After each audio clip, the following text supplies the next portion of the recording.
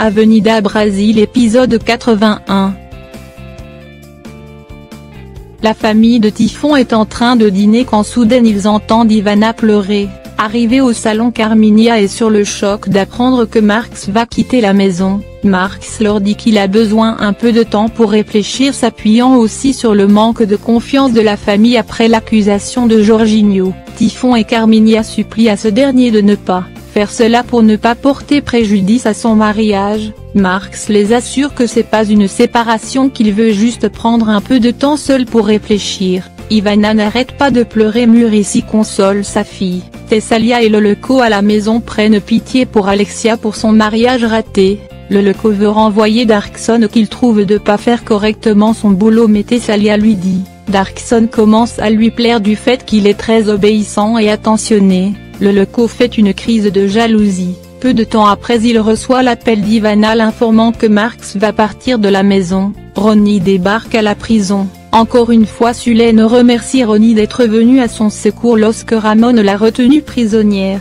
Sulène profite de l'annoncer. Après une semaine, elle sera expédiée en Bolivie, son pays d'origine. Ronnie propose à cette dernière de l'épouser pour empêcher son expédition. Il ajoute que ce sera dans son avantage aussi puisque les joueurs Divino pensent il est gay. Il dit ensuite à Sulène qu'elle pourra aimer qui elle veut, que c'est juste un arrangement. Sulène fait de la caprice mais elle finit par accepter. De l'autre côté, Carminha console Ivana qui n'arrête pas verser des larmes. Quelque temps après, Carminha est allée retrouver Marx pour lui demander de rester. Marx réplique ça fait longtemps, il la prévient qu'il est incapable de supporter comment on le traite dans cette maison. Carminha lui dit qu'elle sait très bien, c'est une femme qui lui prend la tête.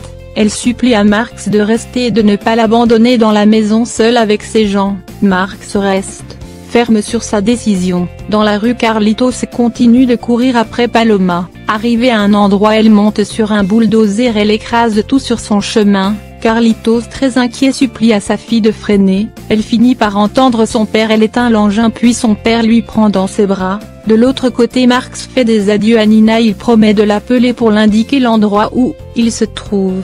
Il se rend ensuite au salon pour faire ses adieux à la famille. Ivana encore une fois supplie Marx de rester mais il n'a pas écouté.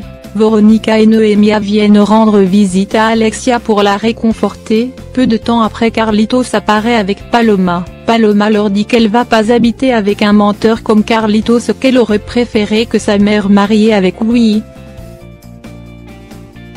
Carminha, dans sa chambre, dit à Nina qu'elle est sûre que Rita est derrière le départ de Marx. Elle compte mettre un plan en marche pour en finir avec cette histoire. Nina lui demande ce qu'elle compte faire. Elle réplique ce sont ses affaires, que personne d'autre va le savoir. Ronnie informe son père qu'il va se marier avec Sulène. Diogène est surprise, il n'arrive pas à croire puisque Ronnie a toujours détesté Sulène. Ronnie lui demande ensuite lui donner un de ses appartements pour venir habiter avec Sulène. Diogène est toujours sur le choc mais il finit par accepter. Nina raconte à Lucinda comment elle manipule Marx, que son objectif est sur le point de réaliser. Lucinda demande à cette dernière de faire attention, que Nilo est la personne la plus redoutable dans cette affaire. Darkson offre une paire de sandales à Thessalia. Après beaucoup de caprices, elle finit par accepter. Un homme du magasin veut séduire Thessalia. Darkson, très vexé, donne un bon raclé à cet homme.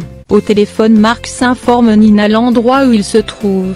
Deborah débarque dans la maison de Jorginho. Elle trouve Ivan qui lui raconte que Jorginho s'est rompu avec sa copine et qu'il veut se suicider. Elle est allée le rejoindre ensuite.